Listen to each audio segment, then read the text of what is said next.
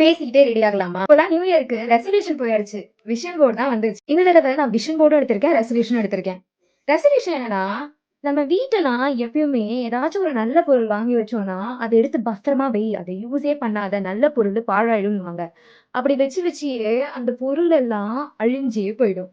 நானும் இந்த மாரி நெறைய பொருள் எடுத்து அப்படியே வச்சிருக்கேன். அது யூஸே பண்ணாம வருஷம் ஆயிடும்.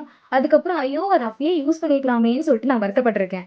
நல்ல பொருளு பாழாயிடும்னு அத அப்படியே எடுத்து வைக்கிறதுக்கு, எதுக்கு அத வாங்கணும்? கரெக்ட் தானே? இந்த தடவ நான் என்ன பண்ணலான்னு இருக்கேன்னா, அப்படி எடுத்து வச்சு எல்லா நல்ல பொருளையும் நான் யூஸ் பண்ண போறேன். At the end of the day ஒரு பொருள எதுக்கு வாங்குறோம்? யூஸ் பண்றதுக்கு தானே! அப்ப அத பண்ணி தானே ஆகணும். இன்னொரு பொருள் வாங்குனாலும் அத எடுத்து வைக்கணும்னு தோணுதே இல்லாட்டி யூஸ் பண்ண தோணவே மாட்டேங்குது. Like fresh makeup products, dress, things எதுவா இருந்தாலும் ஃபர்ஸ்ட்டு, ஐயோ! இது யூஸ் பண்ணா என்ன ஆயிடும்? யூஸ் பண்ணா காலியாக தான் போகுது. அதுக்கு தானே வாங்கியிருக்கோம். இதே இருந்தோம்னா, நம்மளால எதையும் அனுபவிச்சு வாழணும்னே நமக்கு தோணாது.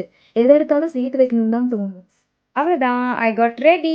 Now I am going to use one of those things. எல்ஐடிங்லேருந்து எனக்கு இந்த பேக்கேஜ் அனுப்பிச்சிருந்தாங்க. நான் இது அழகா இருக்கு. நீங்க எடுத்து அப்படியே வச்சிருந்தேன். சர்டிஃபைட் பேடின்ற ஸ்டிக்கர் எடுத்து நான் இதில ஒட்ட போறேன். And I'm gonna write in this diary this year journaling பண்ணலாம்னு இருக்கேன். This is my step. Now take yours. Bye by.